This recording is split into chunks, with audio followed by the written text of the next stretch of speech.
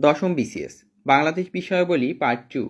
পাখি ছাড়া বলাকা ও দোয়েল নামে পরিচিত হচ্ছে দুটি উন্নত জাতের গম শস্য। অগ্নিস্বর, কানাইবাসী, মোহনবাসী ও বীরজবা কি জাতীয় ফলের নাম? কলা। বাংলায় চিরস্থায়ী বন্দোবস্ত প্রথা প্রবর্তন করা হয় কোন সালে? 1793 সালে। কোন মুঘল সম্রাট বাংলার নাম দেন জান্নাতাবাদ? হুমায়ুন। উপমহাদেশীয়দের মধ্যে ঢাকা বিশ্ববিদ্যালয়ের প্রথম vice chancellor sir A F. Rahman. 1988 সালের সিউল অলিম্পিকে বাংলাদেশের কোন ভাস্করের শিল্পকর্ম প্রদর্শনীতে স্থান পায়? হামিদুজ্জামান খান।